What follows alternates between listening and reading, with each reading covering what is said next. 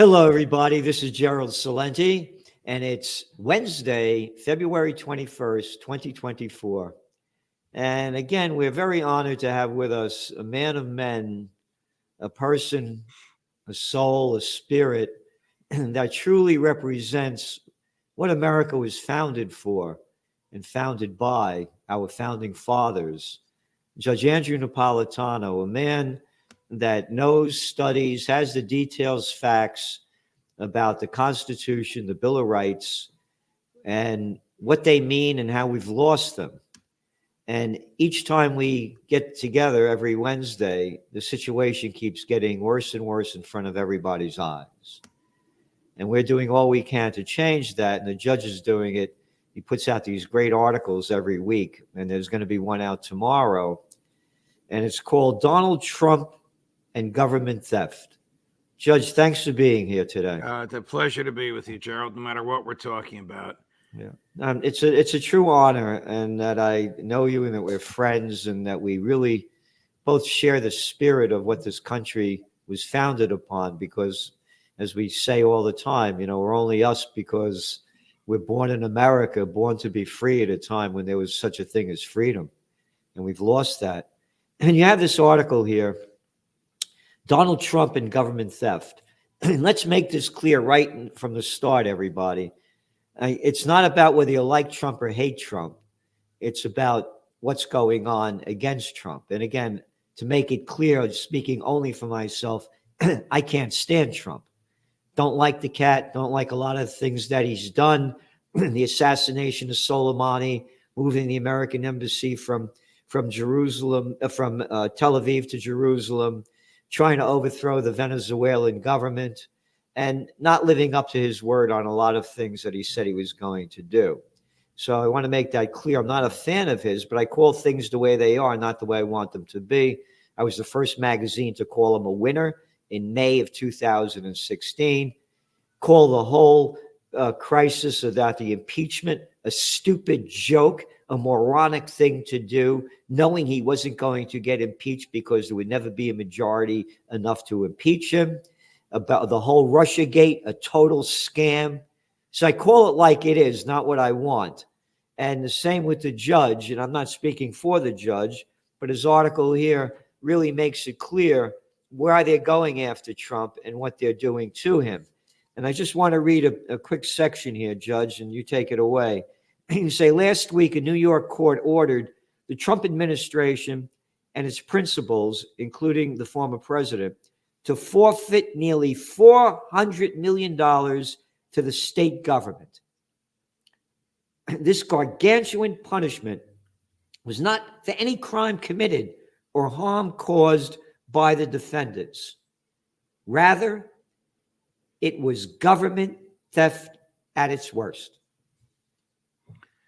So Donald Trump borrowed money from Deutsche Bank regularly, consistently, and systematically. It was his, for years, sole lender, and then for other years, his principal lender.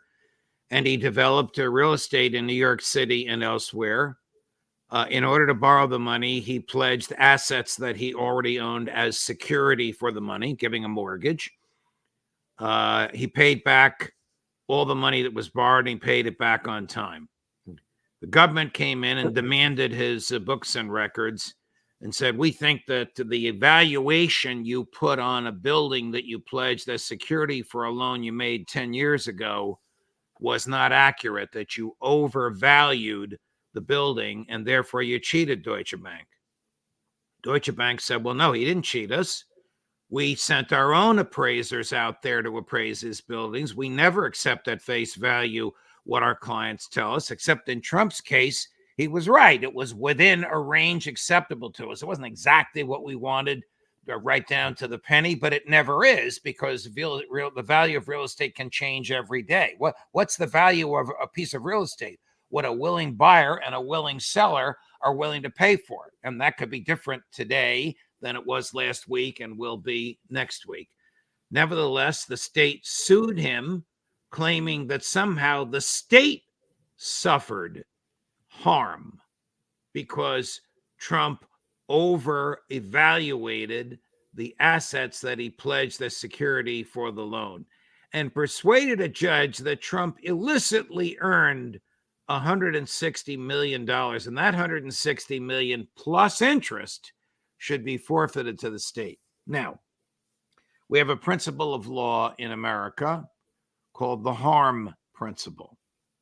If I punch you in the nose, you can sue me because I have a duty not to touch your nose, and I breached that duty and I harmed you and your nose. You can sue for pain and suffering and medical bills and loss of work and permanent injury if there is anybody. But if a friend of yours looks at the nose a week later and says, what happened to your nose? You say, the judge did it to me. Well, I'm going to sue the judge. No, that other person can't sue me because I didn't breach any duty to him. I didn't harm him. So that's effectively what happened here, except there was no nose breaking. There was no harm to the bank. The bank's executives got on the witness stand during the case and said, he paid us back every nickel we loaned him. He's one of the best clients we've had. He's the president of the United States, but if he ever goes back into this business, we'll be happy to lend him all the money he wants. And still the state persuaded a judge that somehow the state was harmed. It was a phantom harm. Now, you're an economist. You'll get a kick out of the state's claim for harm. Here's how we're harmed, the state lawyer argued. The banks loaned Trump more money than they should have. They should have loaned him less money, and therefore there would be more money in the bank for them to loan to other people, to small businesses. A, the bank doesn't lend from its reserves. It lends from the fake cash that the Federal Reserve gives to it. B, Deutsche Bank doesn't lend to small businesses. They don't make loans less than $100 million. C, the state doesn't know what the hell it's talking about because money is fungible. So if the bank overloaned to Trump, he didn't put the money in a shoebox. He's building skyscrapers, which is employing thousands of people, which is creating new wealth each time one of those condos in those skyscrapers is bought and sold and bought and sold. And the judge, without a jury, bought this nonsense, allowed Trump's assets to be seized from him. I'll explain the seizure to you in a minute if you want to hear it. In one of the greatest acts of theft in the modern era. I mean, this would make Joe Stalin blanch for all the farms that his communist government stole from Russian peasants, not wealthy people, peasants in the 1930s. Go on, tell us more about this. Oh, okay, all right. So now what can Trump do? Trump can appeal, but he has to prevent the execution of his assets. Normally, the successful plaintiff will say, okay, we're not going to execute on the judgment. File your appeal. We'll see what the appellate court does. Yesterday, the attorney general said we're going to begin execution next week. That means they're going to begin to seize $400 million in assets from him. How can he stop that seizure? You ready for this? By depositing $400 million in cash in a court bank account, or by purchasing a bond, an insurance policy, naming the state of New York as the beneficiary and funding that bond, which would have to be pledged with $1 billion worth of assets. This is absolutely bankrupting theft of the highest order. I've never seen such a theft by an American government in the history of the country under the guise of legitimate litigation. I've seen the state take property and not pay a fair market value. I myself in New Jersey have stopped the state from seizing property because they weren't paying fair market value for it. But this is the worst theft I've ever seen. The state isn't paying a nickel. The state is just stealing $400 million from a man because they hate him. Yeah, they hate his personality. They hate his character. They hate his politics. I understand that people hate him. I understand that people dislike him. When the Attorney General, Letitia James, was running for office, she promised to get Donald Trump. Yep. And some kid at some press conference said, would you sue him for us? And she answered, you better believe it. Now, that's what she's done. She's riding high in her political career right now. She just slew a monster, and she's enriched the state's coffers by $400 million. I can't wait for an appellate court to undo it. This trial judge was appealed 6 times during the trial. Well, twice before and 4 during the trial. All 6 times he was reversed by the same appellate panel. So the same appellate panel should reverse the outcome of this case as a monstrous, gargantuan theft. And Deutsche Bank, they're originally from the Bronx or Brooklyn, right? I thought they were from Munich. That's what I'm saying. It's a joke. Right. It's a damn German bank. Right. What the hell does it have to do with America? Right. They're doing it with a German bank. What does this have to do with anything? I want to go back to your article, Lovey, because you said so many things here, so important for people to know about. You said the legal and philosophical essence of wrongness is harm. The law does not concern itself. You've made this clear, but I want to make it even more. The law does not concern itself with trifles or with theoretical wrongs, but only wrongs that have caused palpable and measurable harm. This hasn't caused any harm to anybody, anywhere, anyhow. Correct. You said in one sentence what I attempted to say in 1,000 words. This has not caused any harm to anyone, anywhere, anyhow. The only harm that the state could allege was this wacky theoretical harm that Deutsche Bank would have had more money. Well, I mean, this is really defies economics. These kids, these young lawyers must have flunked economics 101. And the same with the judge, who's not a youngster. He's older than you and I. Been around for a long time. My friends, I have friends on the bench, New York State Supreme. It's the same level of judgeship in New York that I was on in New Jersey. It's a trial court of general jurisdiction. And he's known as a smart person, but an eccentric person willing to buy into exotic and outlier ideas. Well, calling this exotic and outlier as being charitable, this is theft, pure and simple. And I'm confident that somewhere along the appellate line will be reversed. But Gerald, these reversals don't come overnight. This appeal has to get online with all the appeals ahead of it. This won't even reach the appellate court for 3 or 4 years. Wow. He could be elected president 8 months from now and serve 4 years in the White House. And when he gets out, he'll still be dealing with this. Wow, this is terrible. It's terrible at so many levels, Judge. I have to tell you, I'm what happened yesterday with the United States for the 3rd time, I guess 3 strikes you're out. Yeah. Vetoing a UN resolution for a ceasefire in Gaza. And this was the cover of our magazine that I came up with last week. America, no ceasefire. We supply weapons to keep bloodying the killing fields. Again, we came out with this before yesterday's vote, knowing that this was going to happen. And the baloney that they keep spewing out about, we have to do something to stop this. We're so, as America keeps supplying the weapons to slaughter these innocent people in front of everybody's eyes. And where is the outrage? There's no outrage other than from people like you and me and the people and the guests that we have on our podcasts. Joe Biden is supposedly outraged in his phone calls with Bibi. That's hogwash. He could stop this in one phone call. No more spare parts, no more ammunition. I'm telling you to stop now, Mr. Prime Minister. We're not going to attack the Houthis for you anymore. We're not going to protect you anymore. Stop now. And he'll have to stop because Israel does not have the ability to manufacture the level of armaments and ammunition that it's using, and it would soon run out. But Biden won't or can't do that. Question: who controls Washington? Netanyahu or Biden? Or the Jewish lobbyists. Correct.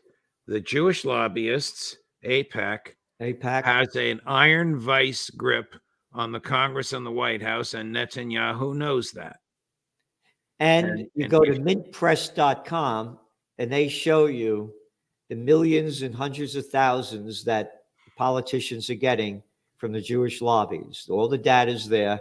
And Biden is up to almost $5 million already that he's got. So the American government is corrupt. It's been bought and paid for by APAC and APAC's colleagues. And APAC is a foreign lobbying entity which does not have to register with the Justice Department. It's the only one of hundreds that doesn't have to register with the Justice Department. You lobby the American government in behalf of a foreign government, you're a foreign agent. That's the federal definition of a foreign agent. And then you have to register with the DOJ and make all kinds of revelations about income and activities and who you met with and all that. Unless you're APAC, then you don't have to. And if you go to their website, you'll see why they don't have to, because you'll see more than 350 faces of members of the United States Congress who are devoted to APAC. You want to donate to this Republican, just press the face. You want to donate to this Democrat, press the face. This liberal, press the face. This conservative, press the face.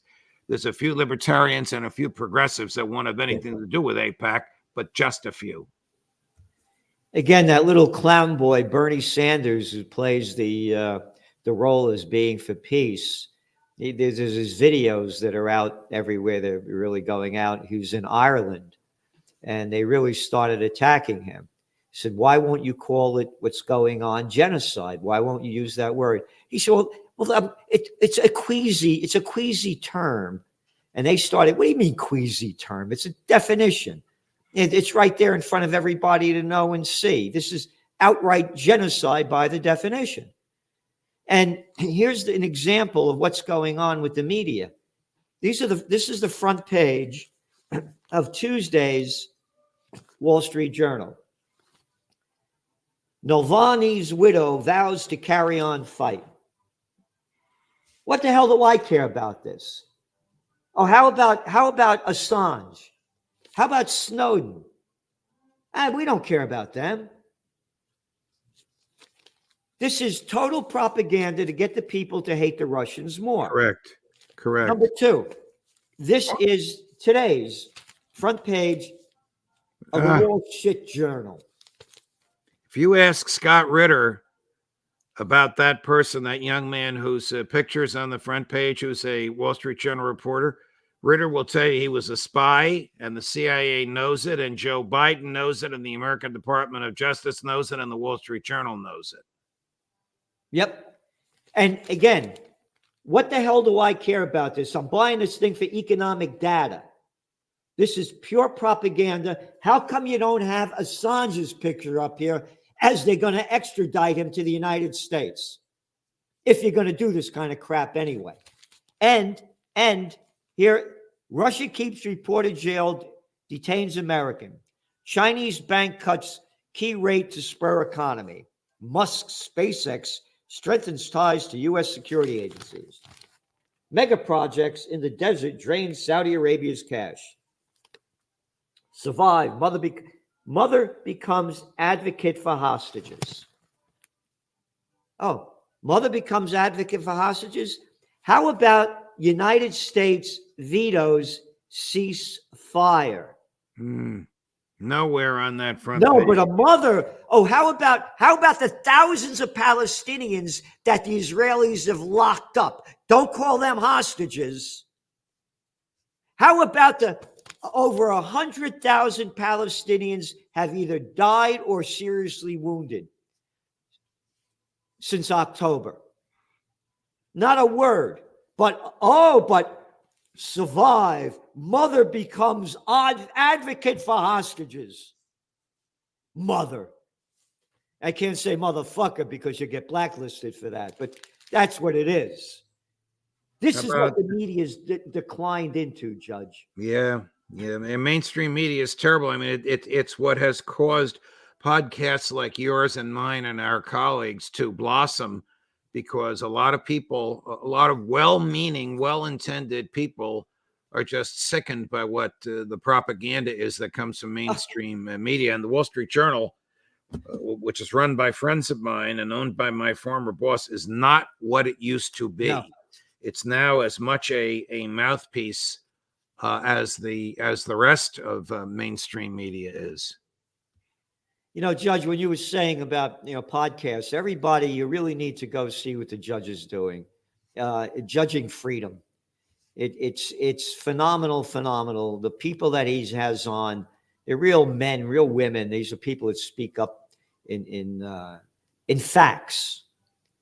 And facts are gone. Again, when they put headline crap like this out there, nothing about what America's atrocity of yesterday by vetoing a ceasefire resolution. So go to Judging Freedom, and you got to see the people. And Judge, I want to make this before we leave. Here's my forecast. Now that Biden's given Netanyahu the go-ahead to keep the slaughter going, they're going to expand this war, more bombs away over Lebanon, more bombs away over Syria. Israel, according to the New York Times, was responsible for the blowing up of the gas pipelines in Iran last week. They're going to ramp this thing up.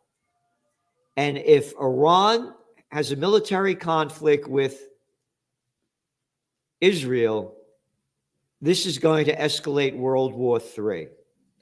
And it's also going to crash the global economy, because you're going to see Brent crude, which is now trading at around $83 a barrel, go to about $130 a barrel. That's going to bring down the equity markets and the global economy, which is already on the fringe. Japan used to be the number 3 largest economy in the world. Now it's number 4. Moving into number 3 is Germany, the UK, each one of them all in recession. They're all in recession by the facts. This goes on, oil prices skyrocket, boom. And as I say, when all else fails, they take you to war. Yes. Ritter and McGregor tell me that the Israelis cannot defeat Hezbollah, and that they are very ill-advised to attack southern Lebanon, that Hezbollah is bigger, stronger, and fiercer than their army, which is largely made up of citizen civilian reservists. There's another element to that. You saw that map of Israel that Netanyahu showed at the UN 2 weeks before October 7th, and it was literally from the river to the sea. Yep. And going back to Hezbollah, didn't they defeat the Israelis and throw them out of Lebanon? Yes, they did. Yes, they did. And they weren't nearly as well established a military then as they are now. Yes, this is terrible what's going on. If we don't have peace, it's going to be hell on earth. And we're doing everything we can, Judge. Thank you for all you're doing, and to bring peace on earth, goodwill to all. And again, go to Judging Freedom. Donate to Occupy Peace. Judge, I'm going to ask Taylor Swift to speak at the next peace conference. I hope she comes. Could you imagine if Taylor Swift came out for peace? Wow. Because she has enormous influence, maybe unintended, but enormous influence. But of course she won't. Judge, thanks for being on. See you next week. And everybody remember, go to Judging Freedom, because we have to get that freedom back. And the judge is the one that's helping everybody to do that. Thank you, Judge. Thank you, Gerald. All the best.